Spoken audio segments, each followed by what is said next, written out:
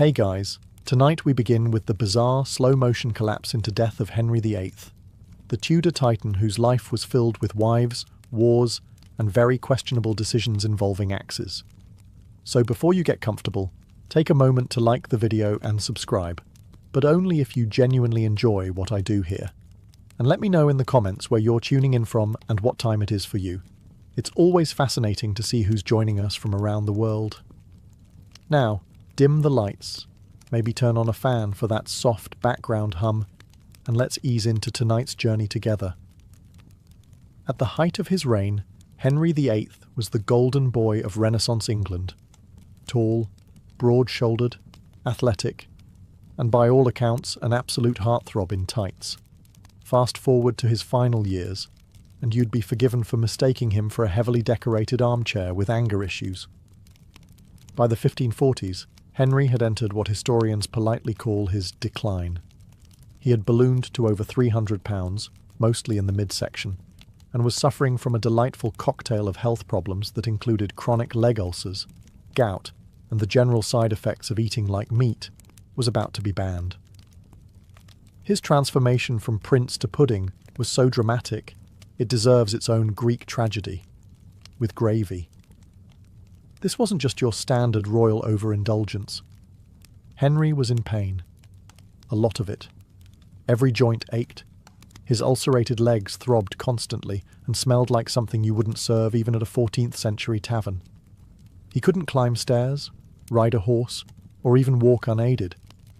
His once magnificent codpiece now served mainly as a barrier between him and reality. And yet, the image of the glorious king had to be maintained. Portraits continued to depict him as virile and broad-shouldered, with eyes that said, "I'm full of divine purpose," and not, "I've been sitting in this chair so long my armour has fused to it." His tailors struggled to keep up. One report claims that his last suit of armour required a waist measurement of 54 inches. And that's being generous. Behind the velvet and jewels, he was rotting, slowly, publicly, and with a considerable budget. Courtiers avoided standing too close. Servants prayed not to be assigned foot duty. His doctors tried everything from lancing to poultices, but most remedies had the same results: expensive linen soaked in royal ooze. By the end of his life, Henry VIII's most famous feature wasn't his beard or his codpiece or even his wedding track record. It was his legs, or more precisely, what had happened to them. What began as minor injuries from a jousting accident in his 30s developed into what can only be described as royal horror. His legs became plagued by chronic ulcers, deep, festering wounds that refused to heal and constantly leaked fluid. Imagine trying to run a kingdom while sitting on top of a pair of infected meat sacks. That was Henry's day-to-day. The sores weren't just painful, they were legendary. Visitors commented on the smell from across the room. Ambassadors dreaded court audiences, not because of politics, but because they didn't want to breathe near his ankles. It said the ulcers were so deep you could see bone. The word ooze features heavily in letters of the time. If Shakespeare had written body horror, this would have been Act 1. Naturally, the best medical minds of the 16th century were brought in, which is another way of saying they slapped herbs on it and hoped for divine intervention. Treatments included poultices made of honey, rose oil, and whatever else sounded vaguely church-approved. They also tried cauterization. Yes, burning the wounds closed, which Henry did not enjoy, understandably. And then there was the lancing. Oh, the lancing. A daily ritual of draining the wounds with blades and cloths. Imagine being a physician who has to show up every morning and say, "Good morning, Your Majesty, I'm here to stab your legs again." There's a reason so many court doctors died young, probably of trauma. The ulcers also made it nearly impossible for Henry to exercise, which, combined with his famously rich diet, created a feedback loop of decline. More weight meant more pressure on the wounds. More pressure meant more pain. More pain meant more mood swings. And more mood swings meant someone nearby was probably getting fired, exiled, or worse, remarried. If you've ever wondered what would happen if a man tried to eat his way into sainthood, or out of reality, then look no further than Henry VIII's daily menu. His meals weren't just excessive, they were borderline weaponized. Breakfast alone could involve several eggs, hunks of beef, white bread soaked in ale, and possibly a roasted partridge just to get the digestion going. Fruit and vegetables? Not unless they were used as decoration or accidentally fell onto the roast. The Tudor court equated meat with masculinity. The more flesh on your plate, the more divine your rule. And Henry, bless him, took that as a personal challenge. Roasted swan, venison, lamb, eel pies, game birds, all coated in gravy, sauce, or symbolic meaning. If it once breathed, he ate it. If it didn't, it was probably used to thicken something that did. His favourite indulgence? Red wine. Gallons of it. Daily. Water was for peasants and washing out wounds, not for kings. By the end, his body was likely 60% Cabernet. Now, let's talk portion size. His meals were prepared in enormous quantities, not just for him, but for an entire royal household of taste testers, servers, musicians, and whatever group he was in favour that week. But even factoring in the entourage, Henry ate like every meal might be interrupted by death. Spoiler. One eventually was. This high-fat, low-vegetable, high-gout diet naturally took its toll. Aside from the infamous ulcers, his digestion was known to be volatile. Royal physicians regularly noted his bloating, discomfort, and, let's say, audible distress. You could probably time your pocket watch to one of his post-feast groans echoing through Whitehall. And still, Henry refused to change. By the final years of his reign, he could barely chew with his rotting teeth, but he still insisted on massive portions. At banquets, food had to be pre-cut so he wouldn't tire himself. Even lifting a turkey leg was becoming an aerobic activity. There comes a point in every overindulgent monarch's life when gravity wins. For Henry VIII, that moment arrived sometime in his mid-40s, though it didn't knock politely. It arrived with a full marching band of gout, obesity, and increasingly irritated ulcers. By then, Henry had grown so large and immobile that his body required logistical planning. Gone were the glory days of jousting tournaments and athletic struts around court. Now getting him out of bed involved multiple attendants, pulleys, and something akin to emotional bribery. He didn't walk so much as was moved. Royal engineers reportedly designed a mechanical chair, something between a reinforced wheelchair and a throne on training wheels, to transport him through his palaces. His armour was custom-fitted not for battle, but to support the sheer bulk of royal volume. You could have lost a courtier inside one of his sleeves. Mounting a horse? Forget it. They had to build a hoist system, yes, a literal crane for kings, just to lift him into the saddle. And even then, the horse likely re-evaluated its career choices. Exercise, once considered noble, had become mythical. His only form of movement was turning to yell at someone, and even that required effort. His doctors encouraged gentle motion, like walking a few steps per day. But Henry preferred political executions over physical exertion. It burned fewer calories, but did wonders for morale. This physical decline wasn't just inconvenient, it was dangerous. Inactivity worsened everything. His circulation, his mood, his already hostile digestive system. And when you're a monarch, your health becomes everyone's problem. Entire days were scheduled around how far he could be rolled. Even court ceremonies had to be shortened.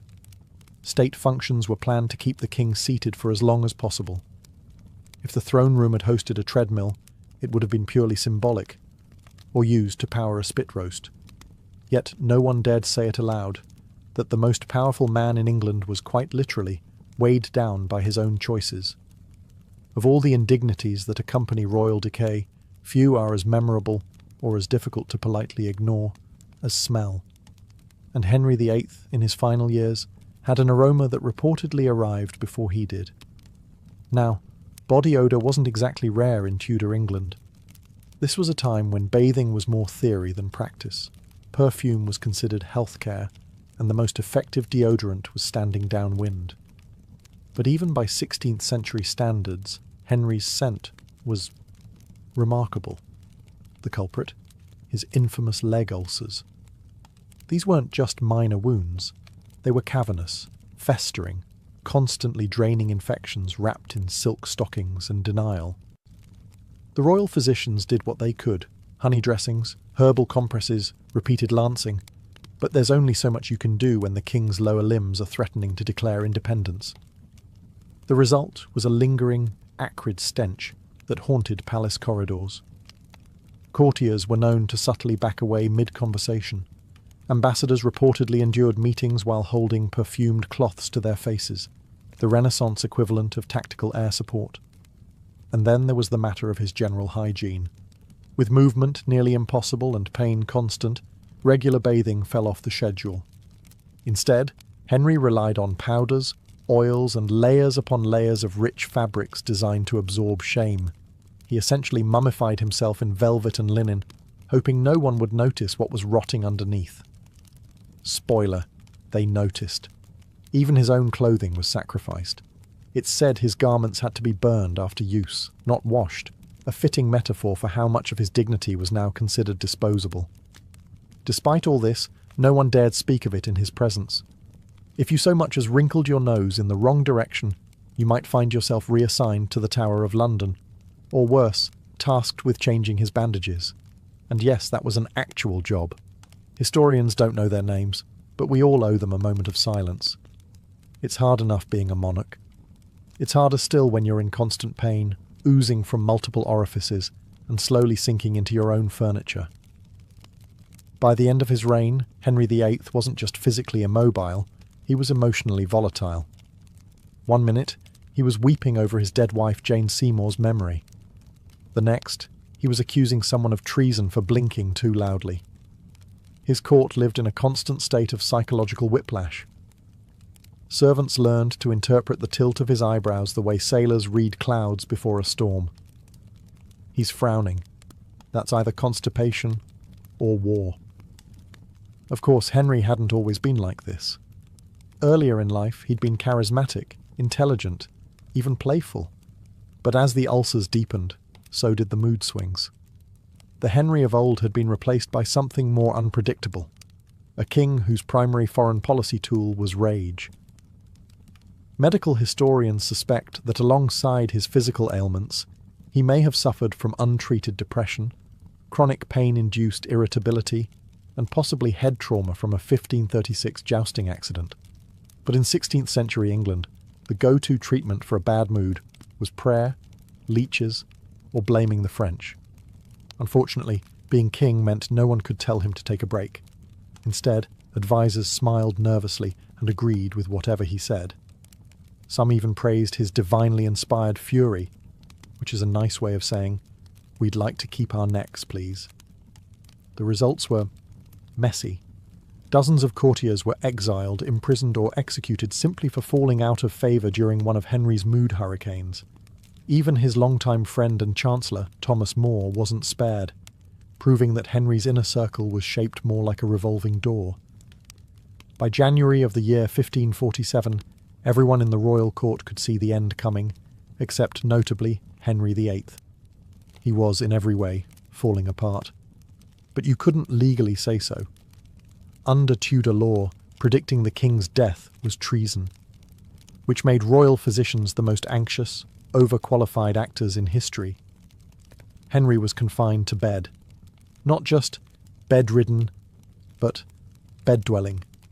He hadn't walked in weeks, hadn't ridden in years, and spent his final days ruling England from beneath a mountain of embroidered cushions and questionable decisions. His legs were swollen. His breathing was laboured. His appetite was reduced, well, by Tudor standards. He was still eating like someone who didn't realise his will was about to be the most important document in the country. Despite his obvious state, no one dared utter the word dying. Courtiers developed a whole glossary of euphemisms. He is resting deeply. His Majesty is in a reflective mood. The king is simply digesting vigorously. Even his doctors tiptoed around the subject.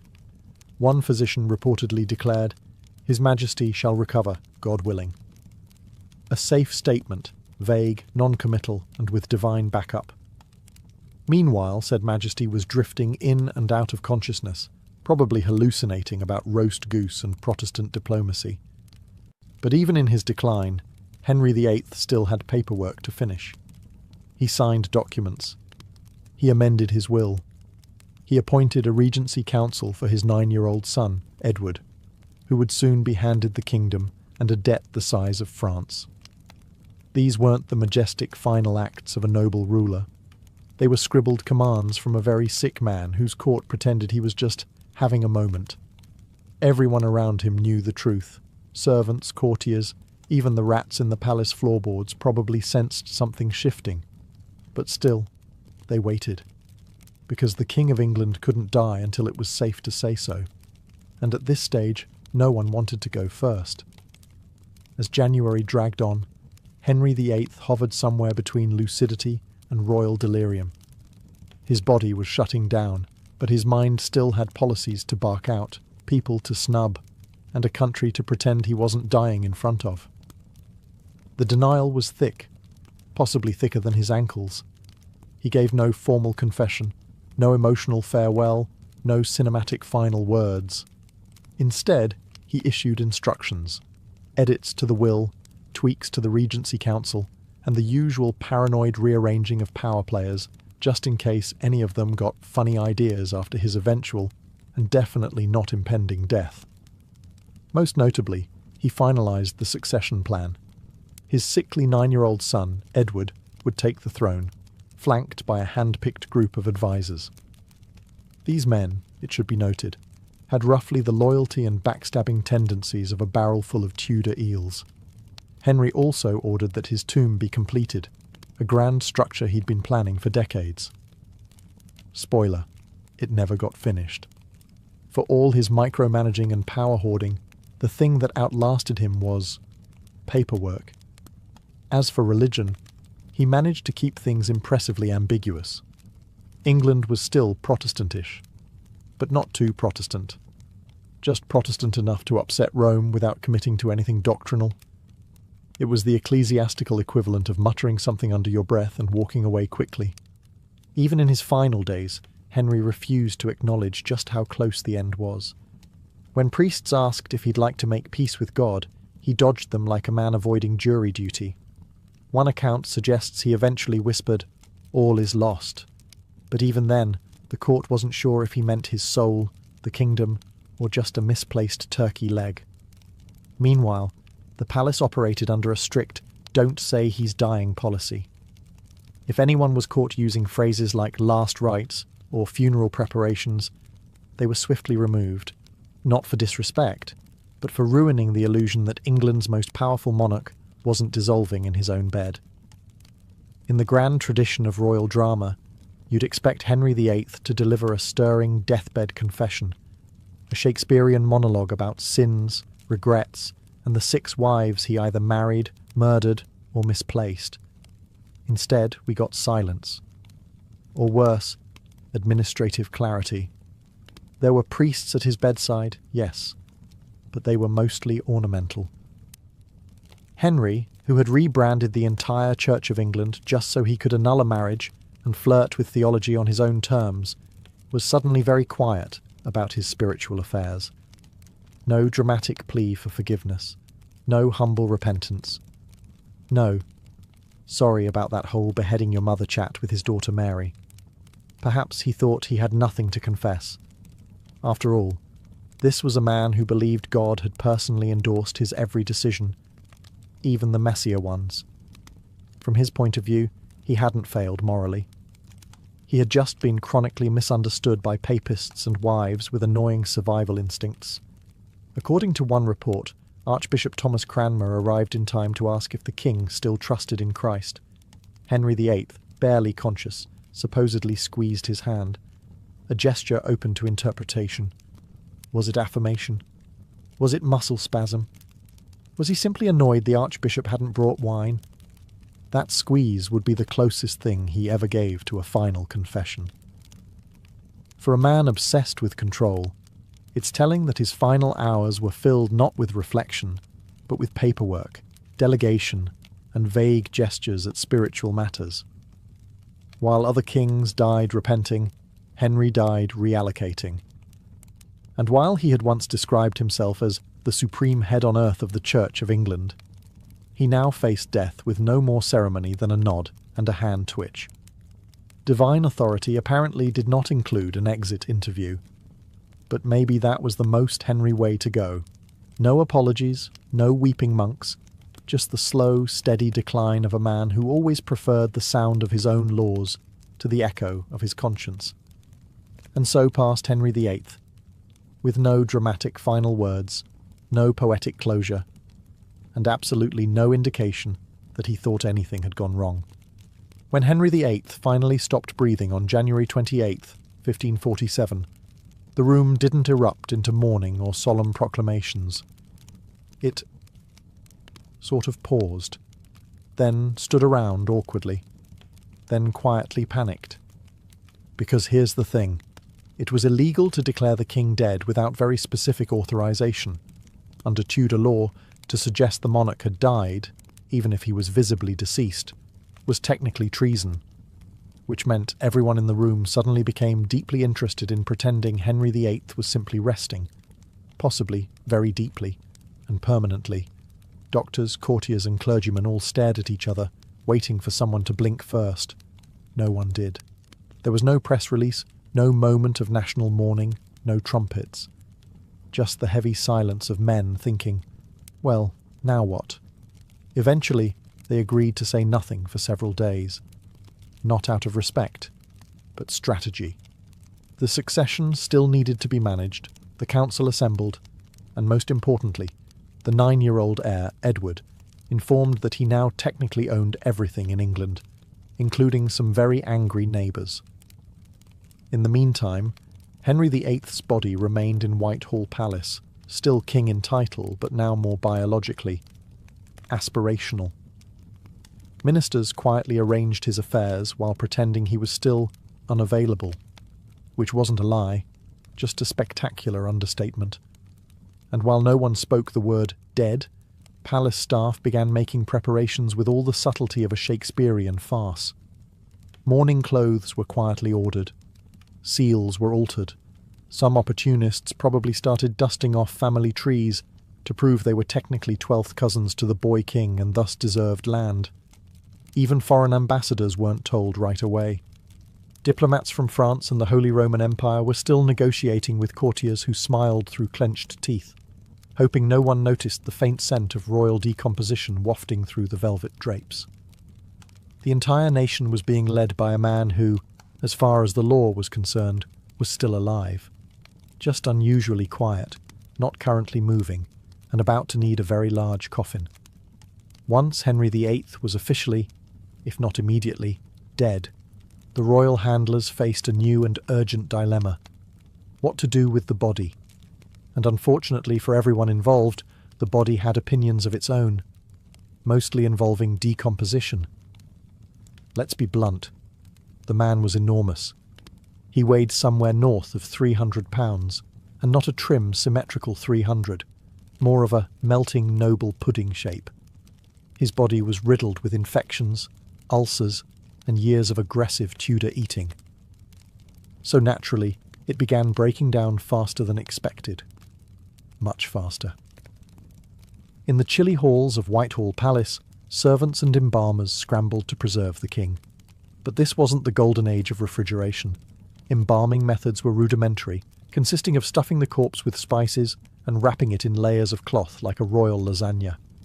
The hope was that cinnamon and cloves would overpower the scent of decay. Spoiler, they didn't. Despite their best efforts, the body began to leak, slowly at first, then alarmingly. A mixture of bodily fluids seeped through the coffin, causing discomfort, confusion, and eventually widespread nausea.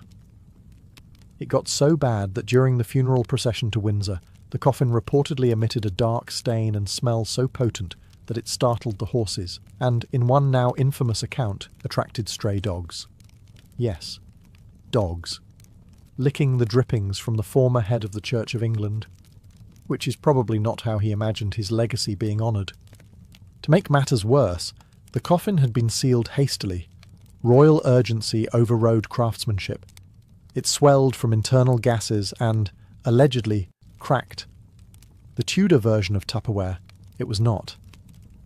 Everyone involved tried to keep a straight face. Mourning nobles walked beside the oozing coffin with the dignity of people pretending they couldn't smell anything, and no one, absolutely no one, brought it up in conversation afterward. It's not every day a monarch's corpse makes headlines centuries later for the way it malfunctioned. But then again, Henry VIII was never one to do things quietly. Not in life, and certainly not in death. As the funeral procession moved toward Windsor Castle, the sealed wooden coffin carrying the late king rumbled ominously. Now you'd think transporting the body of England's most iconic monarch would involve some kind of dignified marble-lined container, or at the very least, one that didn't behave like an overripe meat barrel. But alas, haste and biology conspired to make this final journey unforgettable, for all the wrong reasons. The coffin began to leak, not metaphorically, literally. Despite efforts to embalm the body, the combination of heat, internal gases, poor sealing, and sheer mass caused the coffin to sweat. And by sweat, we mean ooze. Contemporary chroniclers describe a black, putrid fluid leaking from the base of the coffin during a stopover at Sion Abbey, the kind of detail you don't soon forget, even if you desperately wish you could. It gets worse. One popular, if possibly apocryphal, account claims dogs were seen licking the fluid beneath the coffin. Imagine it. A royal procession halted in solemn silence, mourning nobles dressed in black, all while a couple of opportunistic hounds enthusiastically sample what is, by all accounts, the king. Tudor England had many rituals, but canine consumption was not supposed to be part of state funerals. And yet, no one said a word. The show had to go on. The coffin was cleaned as discreetly as possible. Everyone resumed walking, eyes forward, mouths shut, noses offended. This wasn't just an embarrassing leak. It became legend, a dark little parable whispered through the centuries. To some, it was divine retribution for Henry's cruelty. To others, it was a grim punchline to a lifetime of excess. Either way, Henry VIII had managed to do what few monarchs can claim: ruin a funeral with nothing but his presence. There's something deliciously poetic, or brutally ironic, about where Henry VIII ended up. Not in Westminster Abbey with the other great kings, not in some towering mausoleum of Tudor marble. No, the man who broke with the Catholic Church, who dissolved monasteries, and who declared himself the supreme head of the Church of England, was buried in a humble vault beneath the floor of St. George's Chapel, almost like an afterthought. He was placed next to his true love, Jane Seymour, the one wife who gave him a male heir and died before she could disappoint him. And that's it. No towering monument, no golden tomb. Just a slab on the floor that, for over a century, didn't even bear his name. It was only in the Victorian era that someone added an inscription. Until then, Henry VIII was resting in unmarked anonymity, just a few feet beneath tourists' boots and royal ceremonies. Here lies the man who once thundered across Europe with papal bulls in one hand and a turkey leg in the other. The man who decapitated 2 wives, dismantled centuries of religious tradition, and rewrote the spiritual map of England, now buried like a moderately successful merchant. The irony is rich, and yet somehow appropriate. After all the grandeur, the power, the ceremonies, and the political tantrums, it's almost fitting that Henry's final destination was quietly humble, even accidental. No glorious tomb commissioned during life, no elaborate effigy, no towering altar to his glory. Just a lead-lined box under a chapel floor, a fading memory in the company of Jane and, eventually, Charles I, whose own death was, let's say, not subtle. For all his desire to dominate history, Henry VIII ended up in a shared grave with minimal decoration and maximum foot traffic. Valeria Messalina didn't just stumble into the spotlight, she was born in it. A member of the powerful Claudian dynasty, she had imperial blood coursing through her veins. Her great-uncle was Emperor Tiberius, and her cousin would one day become Emperor Nero. In other words, Messalina was born into a family where power plays were more common than family dinners, and everyone had a dagger, if not in their hand, then firmly lodged in their back. She was raised in a Roman world defined by luxury, corruption, and high-stakes politics. It was a place where virtue was praised in public and discarded in private. From early on, Messalina would have understood the rules of this treacherous game. Loyalty was a currency, appearances were everything, and a well-timed affair or alliance could be the difference between exile and elevation. As a teenager, she was married off to her cousin, Tiberius Claudius Drusus, better known to history as Emperor Claudius. At the time, Claudius was seen as an unlikely political figure. Awkward, physically impaired, and considered something of a harmless scholar. Few imagined he would ever rise to the throne. But power in Rome had a funny way of landing in unexpected laps. When Claudius suddenly became emperor in the chaos following Caligula's assassination, Messalina, barely in her 20s, became Empress of Rome, and she didn't waste time adjusting to the role. Almost immediately, she began reshaping her image, not as a ceremonial wife, but as a force to be reckoned with. Behind her, youthful beauty and public charm was a razor-sharp mind, already scheming how to consolidate her position. Rome expected its empress to be a symbol of modesty and grace. Messalina, on the other hand, had ambitions that were anything but modest. She wasn't content with being the woman behind the man. She wanted to be the one pulling the strings, using flattery, sex, alliances, and fear to climb even higher. And in a court where everyone had something to hide, she was fluent in the language of secrets. In the empire's golden halls, where gossip travelled faster than messengers, Valeria Messalina was about to become a legend and a cautionary tale. Rome had seen ambitious women before, but none quite like her. Once crowned empress, Valeria Messalina swiftly became one of the most influential women in Rome, not because of her title alone, but because of how she used it. She didn't just sit quietly beside Claudius in the imperial court. She was the one whispering in his ear, nudging decisions, arranging marriages, forging alliances, and eliminating enemies, all while pretending to be the loyal wife. But her influence wasn't just political. Messalina was infamous for something else entirely, her alleged sexual appetite. Ancient sources, mostly written by men with axes to grind, paint her as Rome's most depraved femme fatale. Tacitus, Suetonius, and Juvenal all gleefully described how she supposedly snuck out of the palace at night to work incognito in brothels, competing with prostitutes and returning before dawn. Whether these tales were fact or slander, one thing is clear: Messalina's reputation was unlike any other empress before or since. Behind every rumour was a strategy. Her lovers weren't always chosen for pleasure. Many were powerful men, senators, equestrians, noble heirs. Messalina used intimacy the way other politicians used bribes. Sleep with her, and you might find yourself promoted. Cross her, and you might find yourself mysteriously exiled, or worse. Claudius, meanwhile, remained either blissfully unaware or willfully ignorant. His reign was full of distractions, administrative reforms, political infighting, and his own insecurities as an underestimated ruler.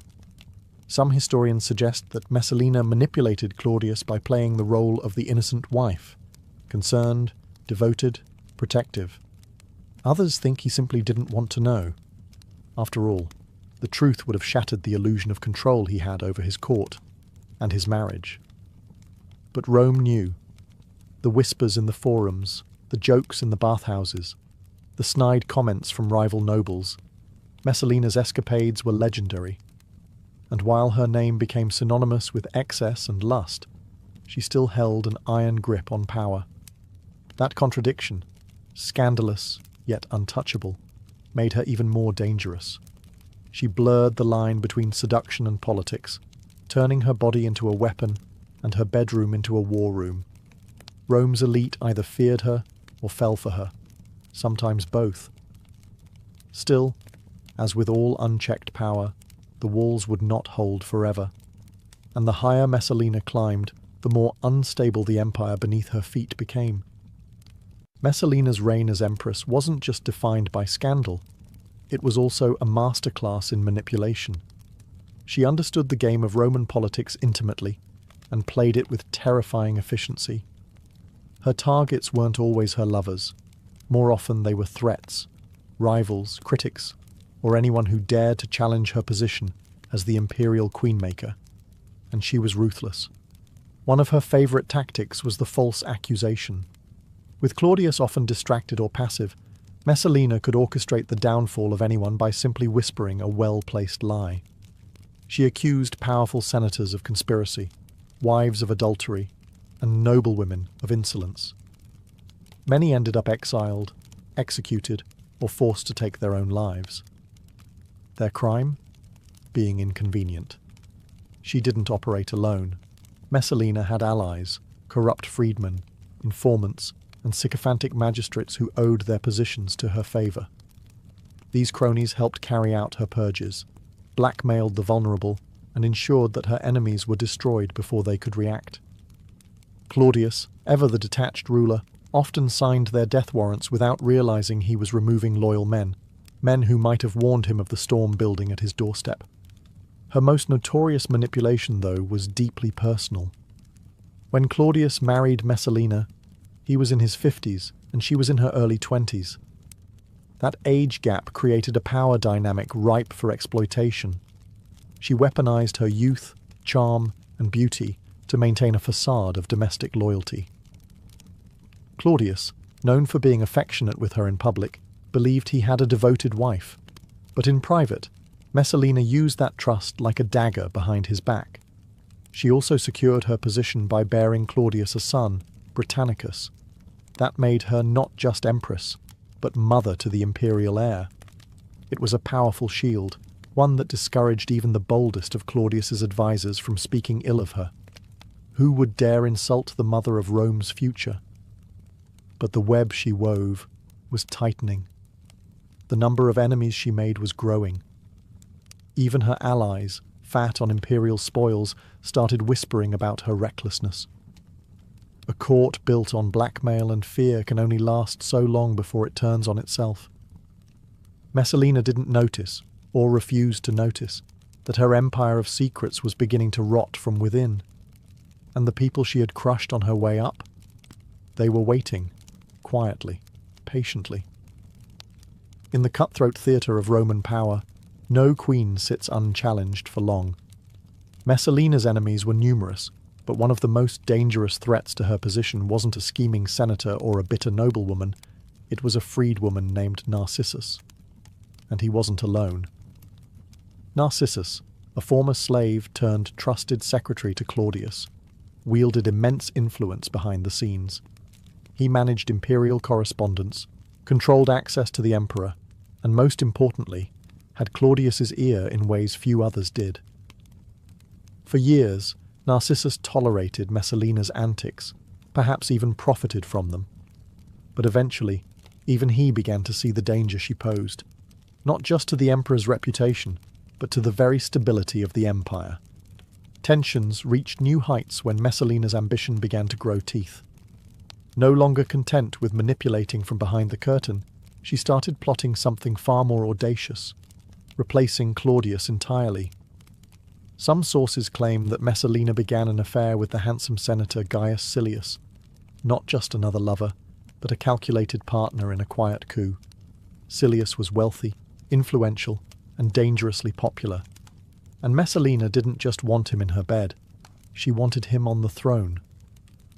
According to the ancient historian Tacitus, Messalina even went so far as to marry Silius in a public ceremony, while Claudius was still emperor. A move that was either madness or genius, depending on how successful she believed her scheme would be. It was the boldest political play of her life. But it was also the one that would break her. When Narcissus learned of the marriage, he was stunned. He knew Claudius to be slow to act, but even he couldn't ignore a betrayal of this scale. Narcissus had two options: report it and risk being ignored, or take matters into his own hands. He chose the latter. With speed and secrecy, Narcissus set a trap. He gathered evidence, alerted the Praetorian Guard, and prepared a case so damning that even Claudius couldn't look the other way. The imperial court was about to implode. The empress who had ruled with whispers, lust, and lies had finally made a misstep too grand to conceal. And now, the knives she once turned on others were being sharpened against her. The rival had returned, and this time he was coming for her crown. For years, Claudius had been underestimated, not just by Rome, but by his own wife. Seen as weak, bookish, and easily manipulated, he was the perfect husband for a scheming empress like Messalina. But betrayal on this scale, an alleged marriage to another man, was too massive to ignore, even for Claudius. When Narcissus finally approached the emperor with the damning news, Claudius's initial reaction was disbelief. His beloved wife, the mother of his son, had married another man, in broad daylight. Narcissus didn't just tell him, he showed him. Documents, witnesses, the ceremony itself. The emperor was stunned, and finally, furious. This was no longer palace gossip. This was treason. Claudius, long thought too slow-witted to rule, acted with uncharacteristic decisiveness. With Narcissus as his guide, he handed emergency powers to the freedman and instructed him to clean house. The Praetorian Guard, Rome's elite soldiers, was mobilized not to defend Messalina, but to destroy her. While Claudius returned to the palace, silent and pale, Narcissus moved quickly. Gaius Silius, caught mid-celebration, was dragged into the street and executed without trial. His allies, those who had lent support to the coup, or had simply known too much, were rounded up and eliminated in a brutal sweep of political housecleaning. As for Messalina, she didn't run. She didn't hide. In a strange, almost tragic twist, she believed, right until the end, that Claudius would forgive her, that her beauty, her charm, her role as mother of his heir would save her once again. She even fled to the gardens of Lucullus, begging for a chance to speak with him, to explain. But Claudius wasn't listening anymore. The man she had treated like a puppet had finally cut his strings. At first, Claudius hesitated to order her death. Despite everything, he still seemed torn. But Narcissus, fearing that Claudius might waver, acted first. He sent a centurion with a dagger and a message. Die with dignity, or be dragged through the forum in disgrace. Messalina, uncharacteristically paralyzed by fear, tried to stall. She took the dagger, but couldn't bring herself to use it. In the end, the centurion had to do it for her. The empress who had controlled Rome with seduction and silence died in a garden, alone, panicked, and powerless. And just like that, the most infamous woman in imperial history was gone. With Messalina dead, the imperial court fell into a cold, uneasy silence. It wasn't just the end of a scandal. It was the erasure of an era. Claudius, publicly stoic, ordered that her name be stricken from official records. Statues were pulled down. Inscriptions were defaced. Documents mentioning her deeds were quietly destroyed or rewritten. Rome was instructed to forget its empress. But how do you forget a woman like Messalina? The city whispered even more now that she was gone. Stories about her final moments circulated like wildfire. Some claimed she cried for Claudius to save her until her last breath. Others said she cursed him, defiant to the end. Either way, her memory refused to vanish as easily as her portraits did. The political clean-up continued. Silius and his supporters were just the beginning. Claudius, now suspicious of everyone, began purging his court with a paranoid edge. Freedmen and officials who had once dined with Messalina were either dismissed, imprisoned, or executed. The Senate, eager to appear loyal, passed motions denouncing her treason, calling it a stain on the empire that had now been righteously cleansed. Only one person remained untouched, Britannicus, Messalina's young son and the heir to the throne. Claudius couldn't bring himself to punish the boy for the sins of his mother. Yet Messalina's death had left a power vacuum, and every ambitious noblewoman in Rome noticed. Behind closed doors, powerful families began maneuvering to replace the fallen empress. And Claudius, emotionally gutted and politically adrift, was more vulnerable than ever. This wasn't a period of healing. It was a reset, a dangerous, unstable calm.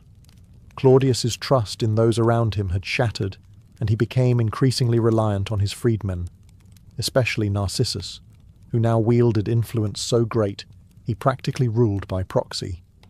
Rome, meanwhile, began rewriting its favourite bedtime story.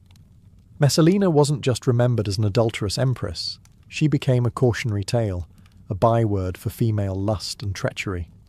Her legend, twisted and magnified, became more powerful in death than she ever was in life. She had been purged from the imperial narrative, but not from the Roman imagination. And while her body was buried in obscurity, her ghost would linger in the shadows of the Palatine Hill. Whispered about, laughed at, feared, forever. In the wake of Messalina's execution, Claudius found himself in an awkward position. An emperor without an empress, a father with a vulnerable heir, and a court full of power-hungry opportunists. The empire needed a new matron, someone to stabilize the palace and manage the imperial household. But Claudius, still wounded by betrayal, was reluctant to remarry. Enter Agrippina the Younger. She was everything Messalina had been, and more. Beautiful, intelligent, calculating, and dangerous in her own right. But unlike Messalina, Agrippina wasn't reckless. She was methodical. Born into the Julio-Claudian dynasty, she was the daughter of Germanicus, the sister of Caligula, and the mother of a boy named Lucius Domitius Ahenobarbus, later known as Nero. Agrippina saw her chance. She played the long game. Where Messalina had seduced, Agrippina negotiated. She convinced Claudius that marriage to her would restore dignity to the imperial house. She promised loyalty, order, and, most importantly, a unified dynasty. Claudius, aging and increasingly manipulated by his inner circle, eventually agreed. Their marriage, though controversial due to their familial connection, was made legal by a special Senate decree. She became the next empress of Rome. But this was no love story. Agrippina wasn't interested in sharing the throne. She wanted to control it.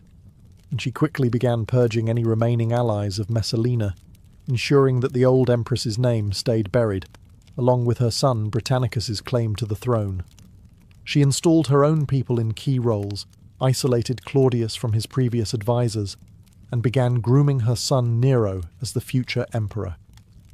Step by step, she dismantled Messalina's legacy, not just through politics, but through memory. And the Roman people? They watched, bemused. Some whispered that Agrippina was just Messalina with better PR. Others feared she was something far more dangerous.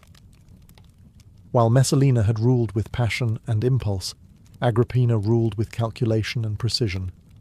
Where Messalina had overplayed her hand, Agrippina never showed hers until it was too late. The empire had traded one empress for another, but whether Rome had learned its lesson was doubtful. Claudius had survived one scheming wife. He wouldn't survive the next. And so, the ghost of Messalina didn't fade. It simply changed form, reborn in the ambitions of a new woman rising from her ashes. After Messalina's death, her son Britannicus became a tragic relic of a discarded dynasty. Though still the biological son of Claudius and the rightful heir to the throne, his future now hung by a thread. He was barely a boy when his mother was executed, and suddenly, the palace that once celebrated his birth became a gilded cage. Initially, Claudius kept Britannicus close, even assigning him trusted tutors and guards. The emperor still hoped to secure a legacy through his bloodline. But that hope was quietly and efficiently dismantled by Agrippina the Younger, who had no intention of letting Messalina's child sit on the imperial throne. Agrippina's own son, Nero, was older than Britannicus and far more controllable, especially by her. So, she began her campaign to remove Britannicus from the line of succession. She portrayed him as immature, easily manipulated, and unfit to rule. At the same time, she worked tirelessly to elevate Nero.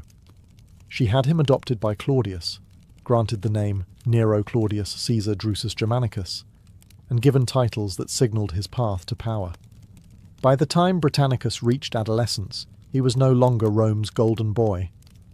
He was a prisoner in his own home, watched constantly, his supporters either exiled or silenced. Even his former tutors were replaced with Agrippina's men, ensuring that the young prince grew up under a web of political suspicion and isolation. Claudius, aging and increasingly manipulated, seemed to drift further from his son. He lavished Nero with honours and gradually distanced himself from the memory of Messalina, as if trying to scrub away the shame of his former marriage by erasing their child. Britannicus became a symbol of what could have been, a legitimate heir, sidelined by power politics, and he knew it.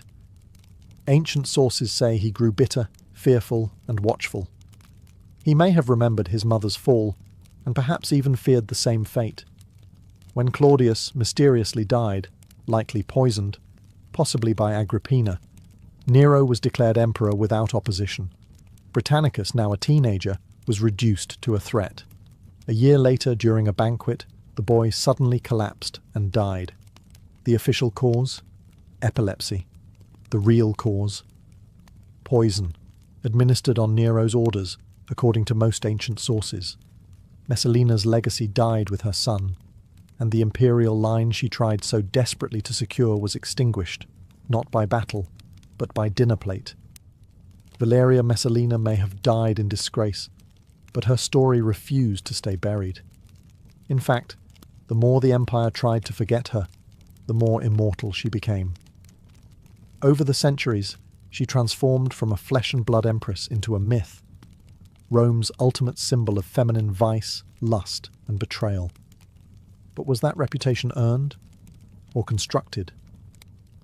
The surviving accounts of Messalina's life come almost entirely from hostile sources: Tacitus, Suetonius, and Juvenal, men who had little sympathy for women in power, especially ones who dared to act independently. To them, she wasn't a political player. She was a cautionary tale, a dangerous woman who weaponized her sexuality and corrupted the purity of the empire. They wrote of her alleged midnight visits to brothels, her public marriage to another man, and her endless affairs. But all of these tales bear the tone of moral panic more than credible evidence. Some modern historians have begun to question whether Messalina's infamy was inflated to serve a narrative. After all, powerful women in Rome, especially those who fell from favour, were almost always rewritten as monsters. Think of Cleopatra. Think of Agrippina.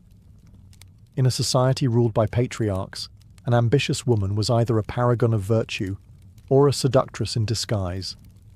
Messalina, conveniently, became the latter. Yet even if we strip away the exaggerations, one truth remains. She held enormous influence in the Roman court. She manoeuvred through a deadly political landscape, eliminated rivals, secured her son's claim to the throne, and wielded soft power in a world dominated by men with swords and senates. Whether by manipulation, charm, or fear, she was effective.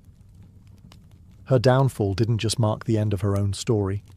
It altered the shape of Roman succession, paved the way for Agrippina, and ultimately helped Nero rise to power. The echoes of her ambition resonated far beyond her lifetime. In literature, art, and popular culture, Messalina became an archetype: the lascivious empress, the femme fatale, the scandal made flesh. But behind the legend may have been a woman caught in a system that punished power in the wrong hands, especially when those hands were manicured and female. Messalina didn't just scandalize an empire, she forced it to confront its fears about women, control, and the cost of influence. And that, more than any affair, was her most dangerous legacy. In the pantheon of America's founding fathers, Alexander Hamilton stands out as a brilliant mind, architect of the nation's financial system, co-author of the Federalist Papers, and a man whose ambition knew no ceiling. But behind the powdered wigs and polished speeches, was a man who let his personal life spiral into a mess so spectacular it became the country's first political sex scandal. It all began in 1791. Hamilton was at the peak of his political power, serving as the first Secretary of the Treasury under President George Washington. But while he was balancing national debt by day, his nights took a darker turn. One evening, a young woman named Maria Reynolds appeared at his Philadelphia home, claiming her husband had abandoned her and begging for financial help.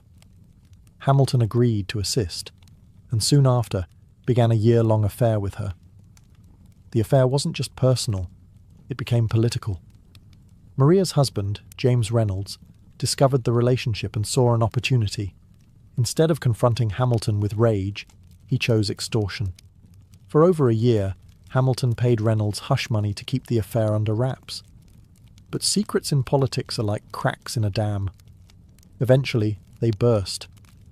By 1797, political enemies, chief among them Jeffersonian Republicans, caught wind of the scandal. Rumours began to swirl that Hamilton was not just guilty of adultery, but of financial corruption. The implication? That he had misused government funds to pay off the Reynolds couple. It was a career-destroying allegation. So Hamilton did the unthinkable. He wrote a 95-page confession known as the Reynolds pamphlet, detailing every sordid moment of the affair in shocking, unapologetic clarity. He confessed to sleeping with Maria, to paying her husband, and to his moral failings, while insisting he had never stolen from the Treasury. The fallout was brutal. Federalists were horrified, his reputation plummeted, and his enemies had a field day. Hamilton was humiliated publicly and politically, losing much of his influence in Washington's inner circle. And yet, in typical Hamilton fashion, he went down swinging. He'd rather be remembered as an adulterer than a thief. It was a gamble that preserved his integrity, at the cost of his dignity. In the end, it wasn't a duel or a debate that first cracked the armour of America's boldest founding father. It was lust, blackmail, and one very detailed pamphlet. Thomas Jefferson is often painted as the idealist behind America's Declaration of Independence, the philosopher-president who championed liberty, democracy, and the pursuit of happiness. But behind the neoclassical architecture of Monticello stood a truth Jefferson never acknowledged publicly, a secret family, born of bondage. Sally Hemings was an enslaved woman at Jefferson's estate. She was also his late wife's half-sister, the daughter of a white slave owner and a biracial enslaved woman. That twisted irony was not lost on historians. Even more complicated? Hemings was only around 14 years old when Jefferson, in his 40s, likely began his relationship with her during his diplomatic stay in Paris. For decades, this relationship was dismissed as rumour. But oral history passed down by Hemings's descendants told a different story, one of intimacy, secrecy, and children. DNA testing conducted in the late 1990s finally confirmed what many had long suspected. Jefferson fathered at least 6 of Hemings's children, 4 of whom lived to adulthood. Jefferson never freed Sally Hemings. However, he did quietly manumit all of her surviving children. They were the only enslaved individuals he ever freed during his lifetime. Some of them ran away, under suspiciously coordinated and overlooked circumstances. Others were officially emancipated in his will. Each of them passed into freedom, looking eerily like their father. Despite overwhelming evidence, Jefferson's defenders long painted him as a man of moral clarity. But the existence of his secret family unravelled the myth. How could the same man who wrote that all men are created equal simultaneously sustain and exploit an institution that denied basic humanity? To make matters worse, Jefferson kept meticulous records. He noted Hemings's pregnancies on his plantation logs, and her children always seemed to coincide with his stays at Monticello. But what's missing is the acknowledgement. He never admitted the relationship, never spoke their names publicly, and never addressed the glaring contradiction between his politics and his private life. Sally Hemings, for her part, never left any writings. Her voice has been filtered through documents written by men who saw her as property. What little we know of her character comes from the resilience of her children, who went on to build lives as free Americans. In the shadows of Jefferson's Enlightenment ideals lay a secret family, hidden behind shutters, born of silence, and forced to carry both his name and his burden.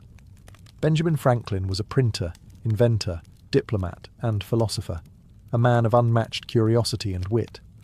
But beyond the lightning rods and bifocals, Franklin had a far more mysterious side. A side filled with shadowy clubs, risque writings, and a social life that would have made most Puritans faint. Let's start with the Hellfire Club. While there's debate over how deep Franklin's involvement ran, he spent years in England during the height of its popularity. The Hellfire Club was a secret society known for hedonism, satire, and irreverence toward religion. Their motto? Do what thou wilt. It was less about demonic worship and more about scandalous parties in hidden grottos, where elite men gathered to drink, gamble, and pursue pleasures both intellectual and physical. Franklin had many such associations. In Paris, while serving as the U.S. ambassador, he was famously fond of French salons, intellectual gatherings that often blurred the line between politics and flirtation. French women adored him, and he adored their company. Letters reveal he was no stranger to romantic dalliances, even in his old age. He once admitted that older women made better lovers, famously writing, "They don't yell, they don't tell, and they're grateful as hell." Yes, the same man whose face adorns the $100 bill wrote that. Franklin also had a fascination with secret codes and pseudonyms. He frequently published under fake names, Mrs. Silence Dogood, Polly Baker, Richard Saunders, creating whole fictional personas to explore taboo topics like religion, sex, and hypocrisy. His writing skewered authority and exposed moral contradictions. But it also hinted at his deeper interests in libertine philosophy and alternative forms of thought. Then there were his personal relationships. Though married to Deborah Reed, Franklin spent many years away from her in Europe. His letters reveal no evidence of fidelity, and plenty of warmth toward other women. Some historians even speculate that he may have fathered children abroad, though no claims were ever confirmed. What's clear is that Franklin was a man driven by appetite, intellectual and otherwise. He wasn't bound by the rigid morality of his Puritan ancestors. In fact, he seemed to take pleasure in bending the rules, particularly in matters of sex, power, and thought. So while schoolbooks may show us a wise, kite-flying inventor, the real Franklin was far more electric, charged with secrecy, mischief, and late-night enlightenment. George Washington is often remembered as a marble statue of a man, stoic, fearless, and impossibly dignified. But beneath the powdered wig and military posture was a deeply private individual with his own share of contradictions, insecurities, and suppressed emotions. Let's start with something most people don't know. Washington was never particularly eager to lead. Before becoming Commander-in-Chief of the Continental Army, he expressed doubts about his own qualifications. He worried, genuinely, that he didn't have the experience or skill to lead a war against the British Empire. And even once he accepted, he refused a salary, asking instead for expense reimbursement, possibly to avoid the appearance of ambition. He also struggled with image. Washington obsessed over how others perceived him. He destroyed much of his personal correspondence, particularly letters that might tarnish his legacy. This included potentially romantic letters to Sally Fairfax, the wife of one of his friends. Long before Martha, Sally seems to have been the object of Washington's early affections. His letters suggest a deep emotional connection, filled with poetic longing and restrained passion. Speaking of Martha, while their marriage was stable and affectionate, it wasn't romantic in the traditional sense. The two rarely wrote intimate letters, and those that survived show a formal, almost business-like tone. Martha destroyed nearly all of their personal correspondence after his death, suggesting there were emotions, or secrets, she didn't want history to know.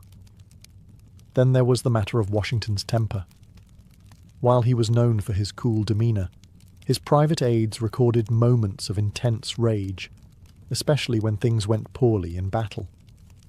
He once hurled his hat to the ground and cursed so furiously that soldiers fell silent in shock. These weren't public outbursts, but they reveal the emotional pressure he lived under while presenting a calm, controlled exterior. Washington also owned hundreds of enslaved people, a fact often glossed over in patriotic portrayals. Though he made a show of moral discomfort with slavery and eventually freed some in his will, he still benefited from forced labor throughout his life. Privately, he maneuvered around Pennsylvania's gradual abolition laws by rotating enslaved workers out of state to prevent their legal emancipation. The father of the nation had private doubts, personal regrets, and moral compromises. His greatness was real, but so were his secrets, and in that complexity lies the humanity history so often airbrushes away.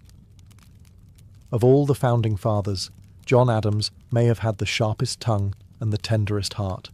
He was brilliant, argumentative, and sometimes insufferable, but behind his stern New England exterior was a man whose most revealing secrets were written, not spoken.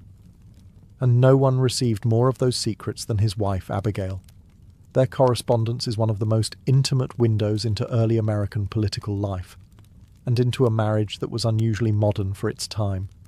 While other founders engaged in affairs disappeared for years or buried their personal lives under silence, John and Abigail wrote to each other constantly. Over 1,100 letters survive. In them, Adams poured out his frustrations, fears, political calculations, and deep affection. When John was away in Philadelphia or Europe, Abigail became his advisor, not just his emotional support. He regularly asked her opinion on economic matters, foreign diplomacy, and the behaviour of fellow revolutionaries. She, in turn, reminded him to remember the ladies, a plea for women's legal rights that was far ahead of its time. But Adams also had a paranoid streak.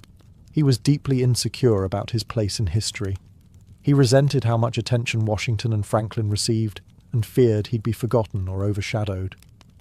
After the presidency, he watched with bitterness as Jefferson became the darling of the Republic, while he faded into the background. His letters from retirement brim with envy, irritation, and longing for recognition. He also had a famously difficult personality. Adams didn't suffer fools, and in his eyes, most men in government were fools.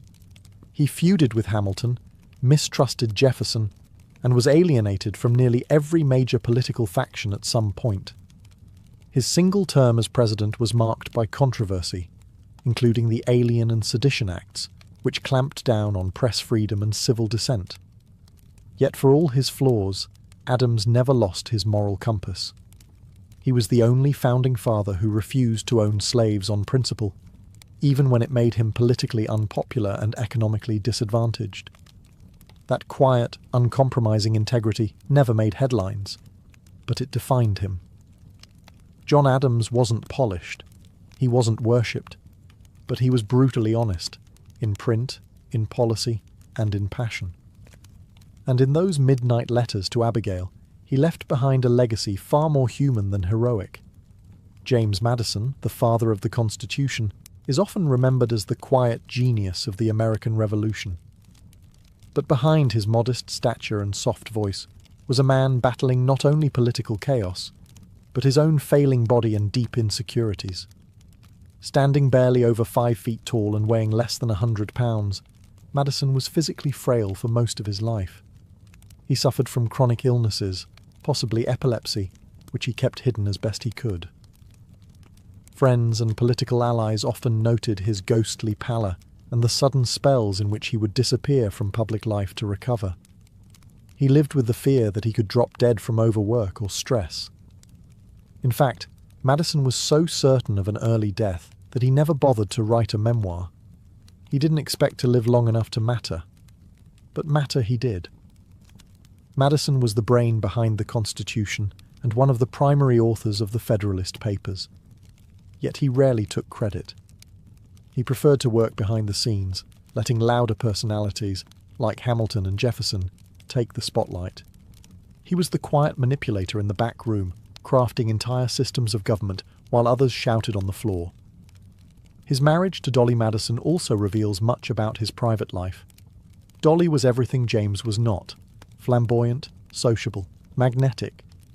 Their marriage was a power alliance. She made Madison palatable to the public, hosting legendary political salons in Washington, D.C., where enemies became friends, often over her famous ice cream and cakes. While Madison strategized in private, Dolly managed the optics, turning their household into the capital's social center. Yet, Madison had his shadows. He was a complex slaveholder, personally uneasy with the institution, but unwilling to free his own enslaved laborers. He even had secret correspondences discussing the logistics of slavery in the New Republic, where his ideas, though intellectually cautious, did little to challenge the system. Later in life, Madison struggled with depression and isolation. His political influence waned, and he watched as his vision of limited government was twisted by the very forces he had helped unleash. He may not have had Franklin's charm or Washington's grandeur, but Madison's genius shaped the architecture of the American Republic. And yet, for all his brilliance, he lived and died, haunted by doubts, illness, and the fear that history might overlook him. He built the stage. Others took the bow. Thomas Paine was the fiery pen behind America's Revolution. His pamphlet Common Sense lit the spark that pushed colonists toward independence. Yet, unlike the other founding fathers, Paine ended up a political exile, forgotten and despised by the very nation he helped to create. Paine wasn't born into wealth or privilege. He was a working-class Englishman who only arrived in America at age 37, carrying little more than a letter of recommendation from Benjamin Franklin. But in 1776, his writing changed everything. Common Sense sold over 100,000 copies, an astronomical number at the time. It was written in bold, plain language that ordinary people understood. It didn't just call for independence, it demanded it, ridiculing monarchy and championing the idea that government should serve the people. But Paine's revolutionary fervour didn't stop at America's shores. After the US gained independence, he sailed to France and supported the French Revolution, at first. There he wrote The Rights of Man, defending revolution against tyranny. It made him an enemy of the British Crown and a hero among French radicals. Yet when the revolution turned bloody, Paine was horrified. He opposed the execution of King Louis XVI, which made him a traitor in the eyes of France's new regime. He was imprisoned in Paris, narrowly escaping the guillotine thanks to a quirk of fate, a chalk mark that mistakenly spared his life. Meanwhile, back in America, Paine's reputation was unraveling. His next major work, The Age of Reason, attacked organized religion and questioned the authority of the Bible. Though he claimed to believe in God, his book was branded as atheist blasphemy.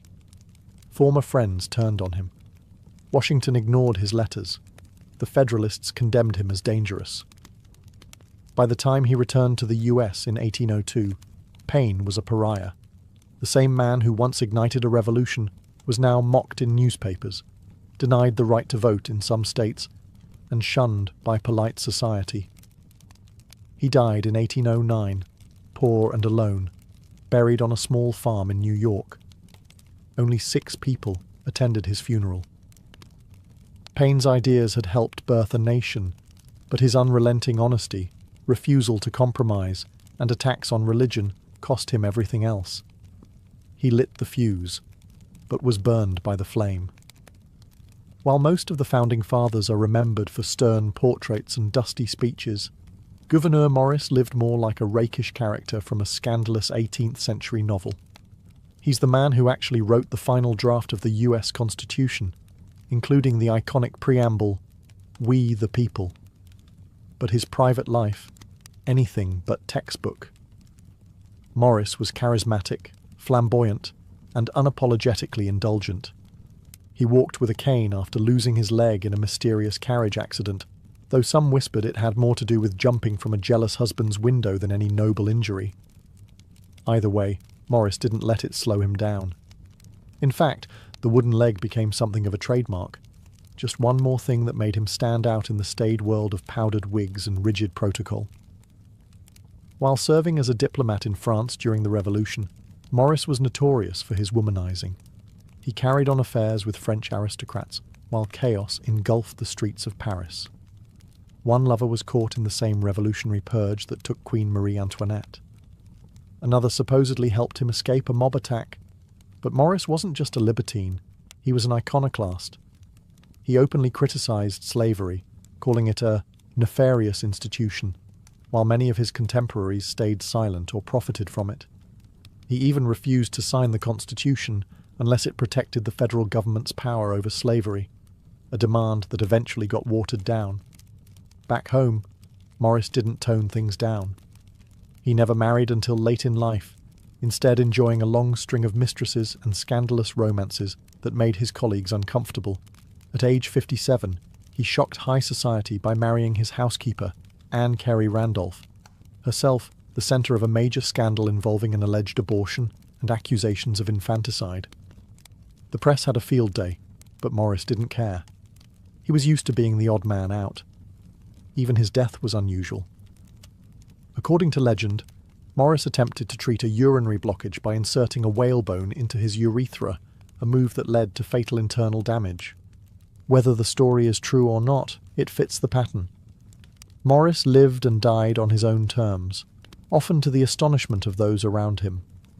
In a room full of powdered wigs and moral posturing, Gouverneur Maurice was a one-legged, sharp-tongued wild card, and one of the most fascinating figures you've probably never heard of. The Founding Fathers gave birth to a new nation, with ideals that promised liberty, justice, and equality. But the private lives they lived often contradicted the very freedoms they so passionately preached. And as the myths of American greatness grew, so too did the willful erasure of their contradictions. Slavery was the most glaring hypocrisy. Many of the men who declared all men are created equal either owned slaves, profited from slavery, or actively defended it. Jefferson, Washington, Madison, Monroe, all slaveholders. Even as they debated independence, enslaved men and women toiled on their plantations, stripped of the rights the Constitution would later promise to protect. Some, like Franklin and Hamilton, took steps toward abolition, but none dismantled the system that made their world possible. Women were another blind spot. Abigail Adams famously urged her husband to remember the ladies as the laws of the new republic were being shaped. He did not. None of them did. The Constitution excluded women entirely. In their private letters, the founders spoke tenderly of their wives and daughters. But legally, those women had no rights, no vote, no voice. Then there were the moral double standards. Affairs, illegitimate children, secret societies, and whispered scandals filled their private lives. Yet they wrote about virtue, honour, and restraint. They condemned tyranny abroad while preserving inequality at home. They feared monarchy but allowed dynastic wealth and inherited power to flourish in their new republic. Some were aware of the contradictions. Washington agonized over slavery in his final years. Madison wrote at length about the dangers of factionalism, ironically, while building the very political party system he warned against. Others, like Jefferson, seemed capable of compartmentalizing their lives entirely, writing stirring philosophical tracts in the morning and managing enslaved laborers by afternoon. But these flaws don't erase their contributions. They make them human. The Founding Fathers were not gods in togas. They were brilliant, ambitious, flawed men, filled with private weaknesses and public convictions. They built a nation on paradoxes, many of which still haunt America today. Their legacies are not marble statues, but living arguments. Arguments about freedom, power, morality, and who gets to write history.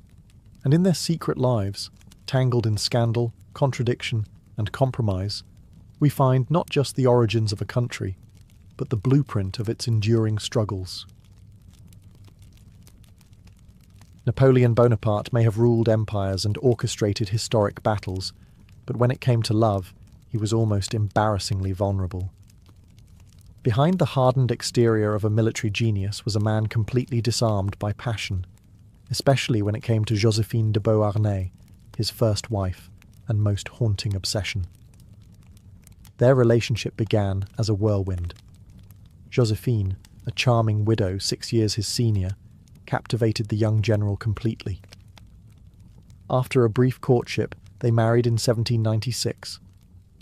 Almost immediately, Napoleon departed for his Italian campaign, leaving his new bride behind in Paris. From the front lines of war, he began writing, letters that reveal not the voice of a conqueror, but that of a love-struck, borderline desperate man. In one letter he confesses, "I awake full of you. Your image and the memory of last night's intoxicating pleasures have left no rest to my senses." In another, he pleads, "Don't wash, I'm coming home." The letters swing between eroticism, possessiveness, and profound insecurity. Napoleon would win a battle and then immediately sit down to scold Joséphine for not writing back quickly enough. He demanded daily letters, interpreting silence as betrayal. His emotions were so volatile that his tone often changed mid-sentence, from romantic longing to bitter accusation. Joséphine, meanwhile, was far less enthusiastic. While Napoleon poured out his soul, she enjoyed Parisian salons, and eventually took lovers of her own. News of this crushed Napoleon, and his letters began to reflect his heartbreak. Still, even after discovering her infidelity, he couldn't let go. His letters grew darker, more obsessive. He wrote of being tormented, sleepless, consumed. Joséphine, for her part, often replied with vague pleasantries or silence. It was a one-sided romance, inked in heartbreak. Years later, after divorcing her in 1810 to marry Marie-Louise of Austria for political reasons, Napoleon still carried a torch for Joséphine. Even in exile, he reportedly kept a portrait of her near his bed, and on his deathbed at St. Helena, his last words are said to have included her name. France, the army, head of the army, Joséphine. For all his power, Napoleon couldn't command love. His letters remain not just historic documents, but confessions of a man undone not by enemy fire, but by a woman who never quite loved him back the way he hoped. Frida Kahlo didn't just paint pain, she wrote it. Her love letters to Diego Rivera, the towering Mexican muralist who was both the love of her life and the source of her deepest wounds, are raw, poetic, and soaked in emotional blood. Where others tried to hide their heartbreak, Frida made hers into art, on canvas and on paper. Frida and Diego's relationship was notoriously turbulent. He was 20 years her senior, a larger-than-life figure with a reputation for infidelity. She was the fiery young artist with a spine fused by injury and a heart prone to volcanic eruptions. Together, they were explosive, drawn together by passion, divided by betrayal. Her letters reveal a woman who loved with terrifying intensity. In one, she writes, "Nothing compares to your hands, nothing like the green gold of your eyes. My body is filled with you for days and days." And in another, "I love you more than my own skin." Frida never hid her pain. She bled it out, line by line. She called Diego her frog-toad, a loving insult, a nickname that somehow captured both her affection and her frustration. Her letters veer between unconditional love and seething resentment, often within the same paragraph. Even after Diego's affairs, some with Frida's own friends and even her sister, she wrote to him not with detachment, but longing. Her words ask for nothing but presence. "I ask you for violence in the nonsense, and you give me grace, your light, and your warmth." They divorced in 1939. They remarried a year later. Nothing between them was ever stable, but the bond remained unbreakable. Even when they were apart, Frida wrote as if Diego were oxygen. Necessary, maddening, and always just out of reach. Her physical suffering also poured into her letters. After her horrific bus accident, which left her with lifelong pain, Frida described her body as a battlefield, one that Diego could not save, but somehow made bearable. Her vulnerability was total, but it was never weak. In the end, Frida Kahlo's letters are not just about Diego. They're about the war between love and identity, devotion and survival. Through her pain, she found language. Through her longing, she found fire. And in her fire, she burned herself into history. Ludwig van Beethoven, the brooding genius of classical music, left behind some of the most passionate letters ever written, though the identity of the woman who inspired them remains one of history's greatest love mysteries. Known simply as the immortal beloved, she exists only in a series of letters never sent, found among Beethoven's belongings after his death in 1827. These letters weren't addressed to a name, no date, no return address, just deep, aching declarations of love that baffle and mesmerize scholars to this day. One begins, "My angel, my all, my very self." Another cries, "Though still in bed, my thoughts go out to you, my immortal beloved. Be calm, love me, today, yesterday. What tearful longing for you, you, my life, my all, farewell. Oh, continue to love me, never misjudge the most faithful heart of your beloved." Beethoven wasn't known for emotional openness. His letters to others were often curt, formal, even hostile. But in these pages, something shatters. He's vulnerable, intimate, and at times, completely unraveled. What's even more haunting is the desperation laced through every word. He wasn't writing from a place of comfort, but of separation. The letters suggest they were apart, perhaps forbidden to be together, caught in circumstances neither could control. He writes of obstacles, of secrecy, of how they cannot be openly united. Scholars have debated the identity of this woman for centuries. The leading candidates include Antoni Brentano, a married aristocrat, Josephine Brunswick, a widowed countess, and Giulietta Guicciardi, a former pupil.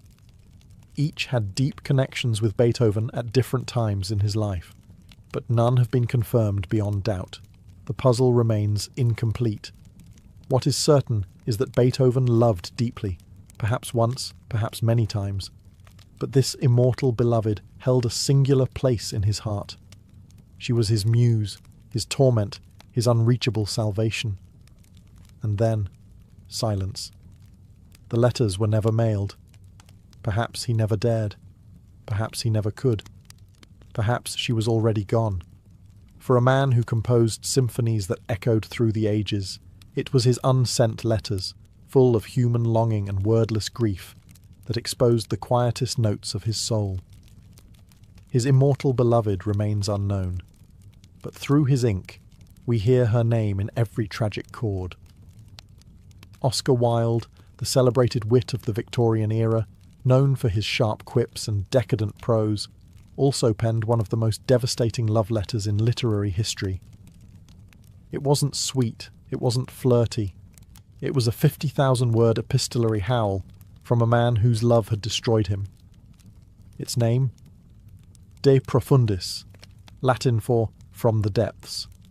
Wilder wrote it while imprisoned in Reading jail, serving a 2-year sentence for gross indecency due to his homosexual relationship with Lord Alfred Douglas, a young aristocrat known as Bosie. Their love affair had scandalised society, enraged Douglas's powerful father, and led Wilde from salons and champagne to a prison cell. The letter begins with grief, but it quickly transforms into something more harrowing. A confession, an indictment, a meditation on love and suffering. He writes, "You came to me to learn the pleasure of life and the pleasure of art. Perhaps I am chosen to teach you something much more wonderful, the meaning of sorrow and its beauty." Wilde accuses Douglas of vanity, selfishness and abandonment, but he never stops loving him. That's the torment. Every paragraph of De Profundis swings between bitterness and longing, betrayal and worship. It's not just a breakup letter, it's a requiem for Wilde's former life. Wilde blames himself too, calling his own indulgence and blindness fatal flaws. He reflects on how he tried to mould Bosie into someone deeper, someone worthy of devotion. Instead, he was consumed. The relationship, he admits, led to his public disgrace, his financial ruin, and the erosion of his genius. But De Profundis is more than a record of heartbreak. It's a philosophical treatise born from suffering. Wilde speaks of Christ as the ultimate artist of sorrow, of how pain creates empathy, and of how prison stripped away every illusion he'd built. He writes, "Where there is sorrow, there is holy ground." After his release, Wilde sent the letter to Douglas, but their bond was beyond repair. Wilde died a few years later, penniless and in exile. De Profundis wasn't published in full until after both men were gone. It is not a love letter in the traditional sense, but it is perhaps the most painfully honest one ever written. Not about desire, but about what love takes when it's done giving. Virginia Woolf, the modernist literary giant known for stream-of-consciousness novels and fierce intellect, had a quiet storm simmering beneath her composed exterior. While married to Leonard Woolf, a steady and supportive partner, she fell deeply and unapologetically in love with another woman, Vita Sackville West, a fellow writer, aristocrat, and free spirit. Their relationship defied categorization. It was emotional, intellectual, romantic, and, at times, physical. It began in the 1920s and bloomed through a series of letters that remain some of the most lyrically beautiful expressions of same-sex love in literary history. In one of the earliest letters, Woolf writes, "I am reduced to a thing that wants Virginia. It is incredible how essential to me you have become." The roles often reversed. Woolf, usually so guarded, became the one who pined, longed, crumbled. Her letters are full of restrained desire, humour, and subtle desperation. She found in Vita not just a lover, but a muse, a symbol of freedom and bold femininity she both envied and adored. Woolf's masterpiece Orlando was inspired directly by Vita, a fantastical, gender-bending time traveller that embodied the spirit of her elusive love. It was both a literary experiment and a love letter in disguise. Vita, in return, adored Virginia, though her affections were often scattered. She had other lovers, other intrigues, and her own complicated marriage. Yet her letters to Woolf showed deep admiration and enduring attachment. "I miss you even more than I could have believed, and I was prepared to miss you a good deal." What makes their correspondence so extraordinary is the way it dances around conventions. These were not declarations shouted from rooftops. These were whispers across pages, intimate, coded, and infused with longing that transcended physicality. Even after their romantic relationship cooled, they remained close, exchanging letters until Woolf's suicide in 1941. One of her last letters, addressed to Leonard, her husband, is often quoted. But it is her letters to Vita that contain her rawest joy, her vulnerability laid bare in ink. In a world that tried to define love rigidly, Woolf and Vita wrote their own rules. Their letters weren't just about love. They were love, complicated, beautiful, impossible to label, and, like the tides of Woolf's own prose, always in motion. John Keats, the romantic poet who gave us lines like, "A thing of beauty is a joy forever," lived a life tragically short but emotionally overwhelming. He died at just 25, but in his final years he poured out his soul in letters to the woman he adored, Fanny Brawne. Their romance was filled with intensity, poetry, and dread. Keats, already sick with tuberculosis, knew he was living on borrowed time. He fell for Fanny hard and fast, and though they were secretly engaged, he knew he would likely never live to marry her. That looming mortality saturates every word he wrote to her. One of his letters reads, "I have been astonished that men could die martyrs for religion. I have shuddered at it. I shudder no more. I could be martyred for my religion. Love is my religion, and I could die for that. I could die for you." Keats didn't just love Fanny. He worshipped her. His letters are filled with torment, beauty, jealousy, and devotion. He longed for her presence so deeply it hurt him physically. He called her his goddess, his bright star, and even in moments of insecurity, he clung to her image like a lifeline. But his illness made everything more desperate. He feared being a burden. He feared she might stop loving him. And most of all, he feared he'd die without ever truly knowing her as a husband would. That fear, that burning sadness, makes the letters unbearably tender. In another letter, he writes, "I almost wish we were butterflies and lived but 3 summer days. 3 such days with you I could fill with more delight than 50 common years could ever contain." Fanny kept his letters for the rest of her life, though she rarely spoke of him afterward. When Keats died in Rome in 1821, he was buried beneath a stone that bore no name, only the inscription, "Here lies one whose name was writ in water." But his name did not wash away. His poetry endured. And so did his letters to Fanny, pages soaked in yearning, preserved against the odds, reminders that even in the shadow of death, love can still burn brilliantly. John Keats didn't get a lifetime, but he left behind a love that reads like eternity. Emily Dickinson, one of America's most enigmatic poets, lived much of her adult life in seclusion, rarely leaving her home in Amherst, Massachusetts. But behind her reclusive exterior and cryptic verses was a deep, passionate emotional world, one that found expression in letters as mysterious as her poetry. Her most intense correspondences were addressed to a figure she called Master. These 3 letters, never sent, never named, reveal a woman wrestling with overwhelming love and existential longing. She writes, "Master, open your life wide and take me in forever, but I shall never be satisfied with never." The identity of Master has never been confirmed. Some believe it was Charles Wadsworth, a married preacher she admired. Others suggest it may have been a composite, a symbolic lover, or even an expression of divine yearning. Whatever the truth, the letters are unmistakably intimate, tender, erotic, aching with restrained desire. Dickinson also carried on emotionally charged relationships with women, especially Susan Gilbert Dickinson, her sister-in-law and next-door neighbour. Over 300 letters to Susan survive, filled with romantic language, poetic flirtation, and declarations that blur the line between deep friendship and romantic love. She wrote to Susan, "Susie, will you indeed come home next Saturday and be my own again, and kiss me? I hope for you so much, and feel so eager for you. Feel that I cannot wait, feel that now I must have you." These weren't casual notes. They were floods of feeling, composed in slanted, swirling handwriting. Dickinson never married, and her emotional life remained largely invisible during her lifetime. But her letters reveal someone with a fierce capacity to love, intensely, secretly, and poetically.